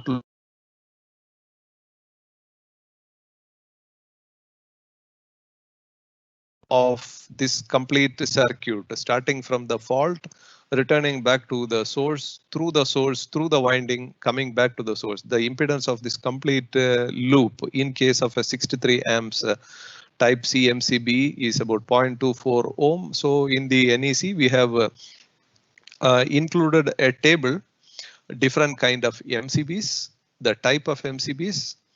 Say for example, a 32 amps MCB, the type C MCB, the fault loop impedance is 0.48 ohm, and in case of 63 amps, 0.24 ohm. Here the table is referenced to the annexure clause number 6.2.6.2 of IS 732, because this clause is very precisely giving the formulas to calculate, especially ZS fault loop impedance shall be lesser than 2/3 of the voltage, 2/3 of the value of the actual calculated fault loop impedance. So the measured value shall be lesser than the 2/3 of the calculated value. This explanation we have made, I would say this is the first time in our NEC this part is included. It is very easy for an user to find out, depending upon the type of MCB and the rating of the MCB, what kind of fault loop impedance is required. The other information which we have tried to include is with a simple picture. What do we mean by, or what does a standard mean by protective equipotential bonding? In a typical installation, you have M stands for exposed conductive parts, MET stands for the earthing terminal, C are some kind of structural parts such as metallic water pipe, metallic structural part, TT is an earth electrode in case of an earth electrode in soil, which is applicable in case of a TT or an IT system. And here the Tn system, the red color, the Tn, it stands for the neutral of the source. So earthing of an installation means connecting exposed conductive parts to the MET with the help of protective conductors or protective earth conductors or circuit protective conductors. Earthing also means connection of extraneous conductive parts to the same MET with the help of main or supplementary protective bonding conductors. Earthing also means with the help of the earthing conductor, like the item number 3, earthing conductor, you have two options. One is in case if you go for a TT system, you have to connect your MET to an earth electrode in soil. If you have a TN system, you have to have a metallic connection back to the source. So in addition to these connections, the supplementary equipotential bonding is also required.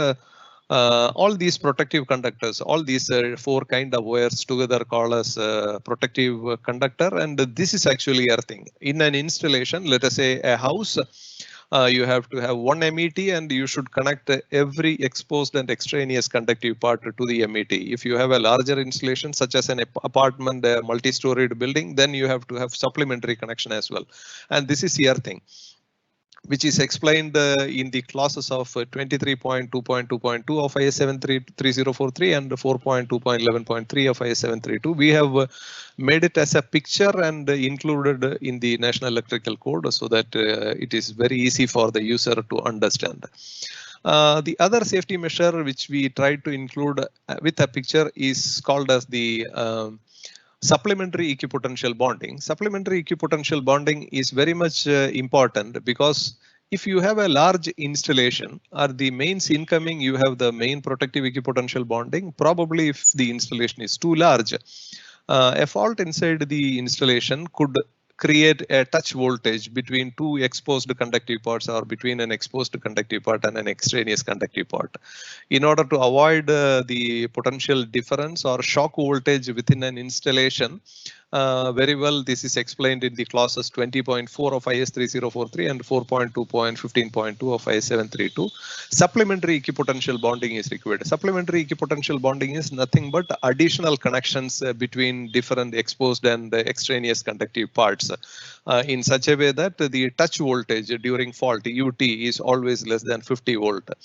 So this is very much explained, and this is put as a picture in the National Electrical Code so that it is easy for the user to understand and find out what exactly he has to do.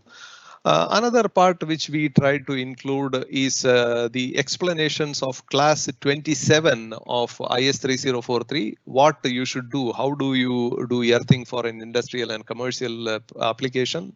With a picture, this is also included. Basically, you are supposed to follow a TNS system. TNS system means you have a separate neutral and separate protective conductor throughout. That means starting from the source up to the last equipment, there shall be a separate neutral conductor if you have a single phase load. If you don't have, then that is a different case, but there shall be a separate protective conductor. IS 3043 clause 27, it's a large clause, explains in addition to the protective conductor, we are also supposed to make a grid under soil or under somewhere. The idea or the purpose of the grid is to reduce the fault loop impedance, reduce the touch voltages, and finally to ensure that the quick disconnection of the supply in case of a fault. So this is explained with a picture. Similarly, one more part which is explained is the clause 4 of IS 3043. Clause 4 of IS 3043 explains how to make a TNCS system for public electricity distribution system. Public electricity distribution system, say for example, you have the transformer. You have the distribution between the transformer and the consumer premise, and what you should do at the consumer premise. What is the difference is it's a TNCS network, a combined neutral and protective conductor at the distribution. And inside your consumer premise, we are supposed to separate the neutral and earth conductor at this particular point. The neutral and earth conductor are separated. So up to from the transformer up to the consumer premise, it is TNC, and after that you have the TNS system. So this is explained in the clause 4, but we have included this particular system with a picture. And now, as an information, the TT system is shown. TT system is included with a picture in the code of practice in the National Electrical Code with the calculations. Similarly, you can see a picture also from the IS 732 how to make earthing in a consumer premise. What you are seeing in this particular picture is different kind of extraneous and exposed conductive parts all connected to the MET in a different fashion. This is earthing. Earthing doesn't mean that your UPS require a separate connection to soil, your lift requires separate connection to soil. All these are wrong. This is the correct way, and you can see this picture in the national NEC, which is upcoming NEC. You can also see this picture in IS 732, and this is already included in the National Building Code 2016. The explanations are also given. Then the commonly used earth electrode which is also a table is included. Again, the table is nothing but the table 13 from the IS 732. Different kind of material, what kind of materials are minimum sizes are required in order to avoid corrosion and other purposes. Another new information which is included is about the concrete embedded foundation earth electrode, which was actually, this is included in the IEC standard, but this somehow missed in the IS 732. But now this particular portion from the IEC 60364 part 54 is included. How do you do a concrete embedded earthing electrode?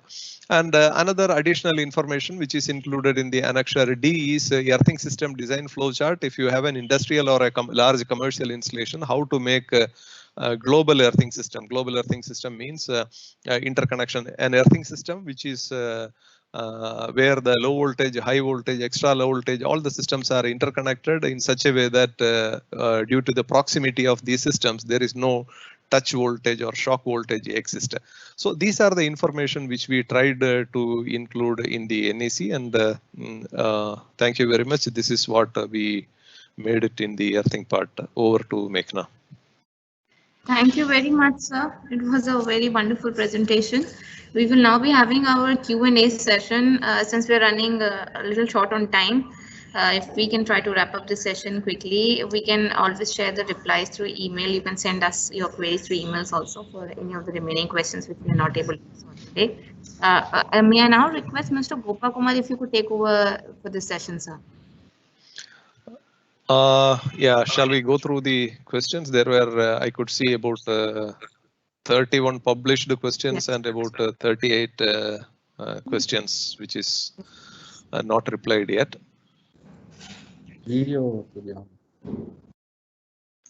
Yeah. So the question, I don't know where the question started. Let me have a look. A few questions were there. When is the NEC, the actual publication is planned? This is a question where a lot of people asked. This, Sir, I think. I'd like to reply that the last date of sending comments on NEC is on up to till 21st January 2021. And based on the different comments received, we will organize technical committee meeting where members of the committee will discuss the comments. And the comments will be then resolved in the committee, and it requires to be incorporated in the document. Then it will be sent for printing. So it may take some time, but it will be discussed in the committee. Yes, another question from Mr. Anuj Kumar. Is the revised NEC will cover the latest IS recommendation for any project design on legal fund? What kind of norms are applicable, what kind of rules and regulations like NEC, NBC, Indian Electricity Act, all these are applicable. The question is whether the NEC is covering this particular subject. Probably, if you allow, I will. I can answer this question. Actually, NEC, this is not very well covered, whereas the ET20 committee working group is working on a small guide. Application of various IS standards for a typical building. This is under development. Probably that guide will give you more information on the applicable rules and regulations of the Electricity Act, then the regulations, the NBC, NEC, and so on. So a question to Shalini madam, in case of lightning protection method, which method is better and more accurate? Question from Mr. Anil Khopkar, ERDA. Ma'am? Yeah, no, I'm not clear what method, like what is he asking exactly? Can you please repeat? That is not very well asked. He is only asking which method is better. Probably maybe we would skip the question. Another question, madam, for you. Does IS IEC 62305 part 1.4 covers surge protection of EMV and medium voltage and high voltage systems too? Say 3.3 kV, 36 kV, or how does it cover only LV system? Normally the surge protection is being covered in the part 4. The details are already provided in part 4, although it's not very in details covered in NEC. It is only referred, But yes, Part 4 covers most of the things. Yeah, there is an IS standard 60099, which is covering the other part, surge protection devices of high voltage and extra high voltage systems. Yes, that is also yes, that is also there. Yeah. In another question for you, madam, for industrial project, generally which LPS level is being considered? Level 3 is majorly. For LPS level selection, there are many criteria. Now, if you ask for a general thing, then like for example, if there is a risk of fire or explosion, then as per ISIC, minimum LPS 2 has to be considered. But then for actually coming on to levels, there are many factors which are involved about the product being handled, about what is the surrounding structures. So all those, there is no hard and fast rule of the LPS level. We have to do the calculation and then arrive at the LPS levels. Yes, madam. Thank you very much. Then the next question is again on lightning protection system. Is it required to insulate the down conductor from lightning protection system? Is it required to insulate the down conductor for lightning protection system? As per IS IEC 62305, this isolation of down conductors is there, or it depends upon what is the construction of the building, the construction of the wall, and the equipment being handled, because there could be a temperature rise and there is again a risk of explosion. So we'll have to see that what that particular premises is handling, and depending upon that, it is required that it has to be isolated. Yeah, thank you very much, madam. Then again, another question again for you, but this time the question is already answered, I would say, because the questionnaire is asking whether we are including the chart of the table, the map of India with the number of thunderstorm days. It is, I think, already added in the draft. It is included, I believe. Yeah, it is included, and I think the question is saying that whether we are following the old IS. The chart which we have included in NEC is from the NBC 2016. So it is not from the old IS, but from the relatively the new code, which is the NBC 2016, which is already in the market. Thank you very much, madam. Again, another question. I think a lot of questions are specifically into lightning protection system. How we decide the size of air terminal and down conductor? The size of the air conductor and the down conductor, maybe we'll have to go into more details that I cannot just answer it here. So maybe we can answer it separately. I'll do that separately. Yeah. Then the question related to part 8, solar photovoltaic system. IEC system is passive. It has no ability to protect open areas. I think it's a comment by someone. But anyway, I think we can skip this question. On Mr. Vivek, how does revision covers cleating of for single core cable trefoil runs based on 0.1 second short circuit rating of cables, which is covered in IEC 61914, but we don't have any recommendation for cleating of trefoil run. I would say Shalini, Mr. Sali, you will be able to answer this. Hemant Sali ji. Hello. Yes. Hello, what is the question? I couldn't hear. Does the revision covers what is the question? Yeah, cleating of a single core cable trefoil runs based on 0.1 second short circuit rating of cables, which is covered in IEC 61914. But we don't have any recommendation for cleaning. Okay. No.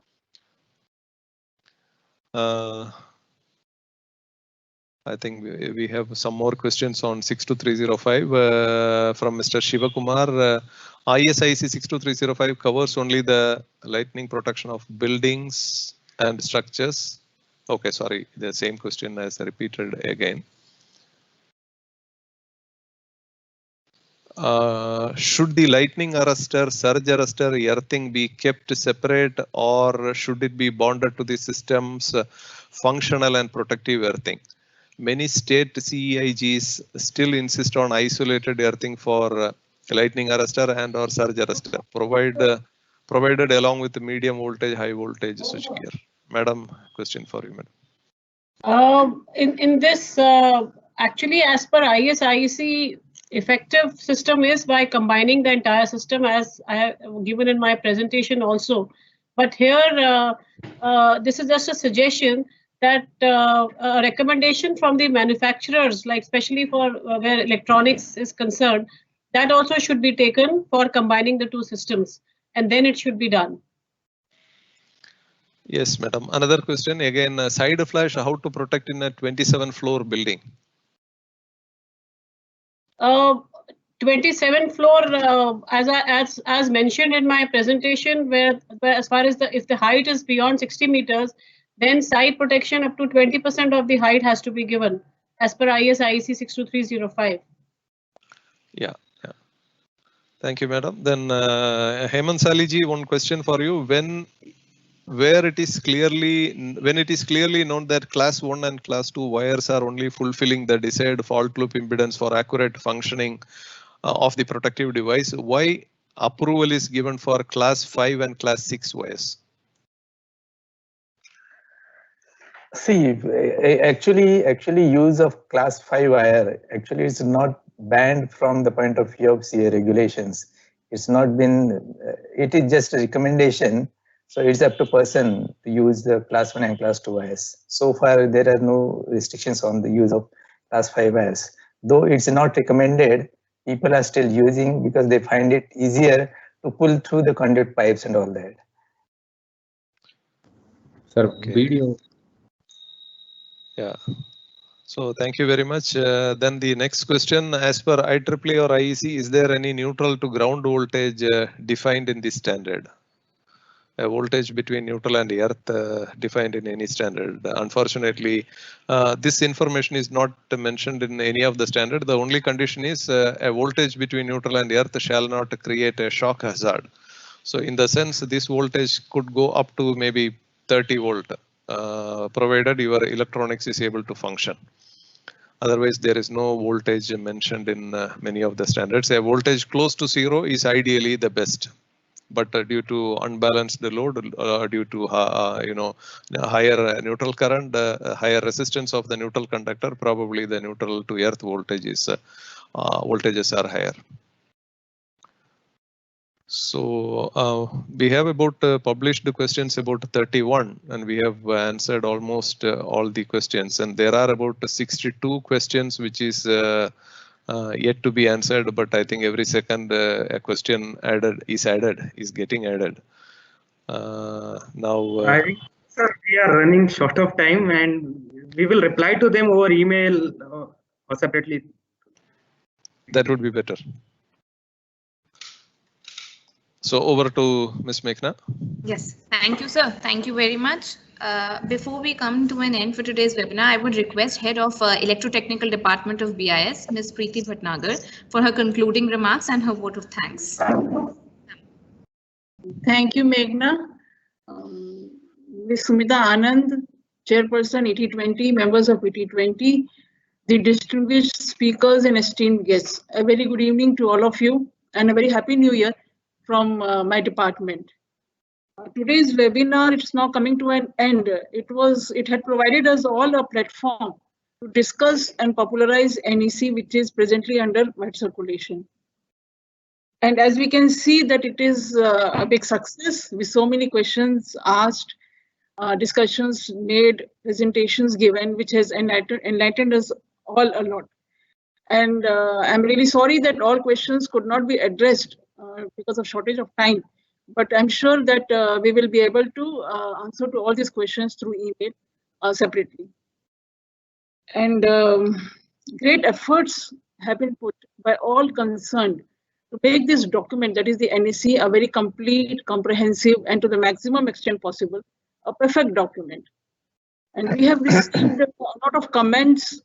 And as Ritwik has said, that these comments will be put up to the committee for discussion and finalization, and we will ensure that we finalize this document as early as possible.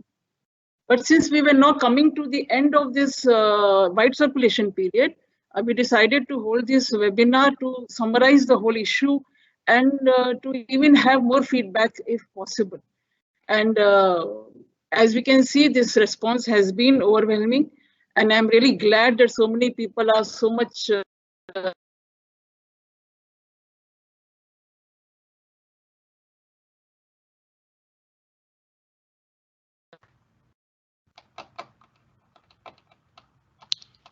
Ms. Meghana, there is some disturbance.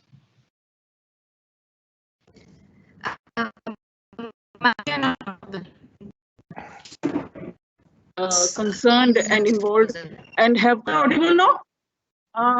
Am I back? Yes. Meghna, are you able to hear me? Yes. I'm audible now? Yes, ma'am. Okay. There was a slight disruption, but as I was saying that I will take this opportunity on my behalf and on the behalf of my ETD team to first of all offer my thanks to Mr. Chowdhury. Unfortunately, he is not here with us right now. He had to leave the webinar in the middle because of some other meeting which he had to attend. But also my thanks to him for his continued support and guidance throughout. Then my sincere thanks to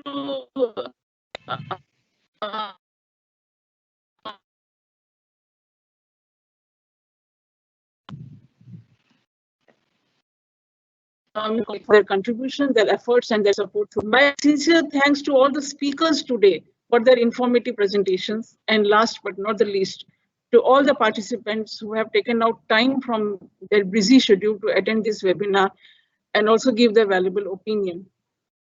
The NEC is still open for discussion, for comments. We have a little bit more time left. It is 21st January. So I would request that everybody should go through it again and again, even the minutest details, and if we can have more feedback and more comments forthcoming, it would be very welcome.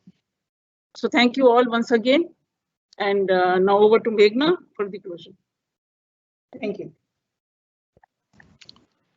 There is a feedback form. There is a feedback form.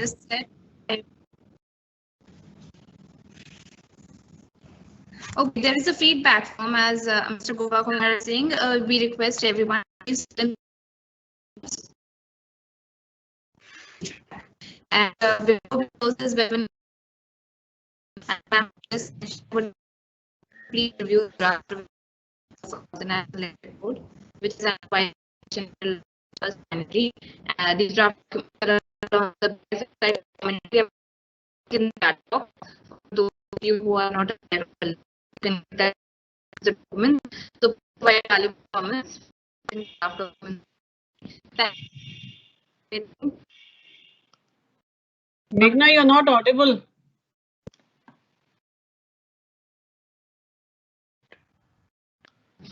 So for all attendees, there is a small information. You can see a feedback form in your screen on the question answer. If you click the form, then you will go to the form, the place where you should fill up the form. We request you to fill up the form so that we get some feedback for our improvement. Mr. Ritwik.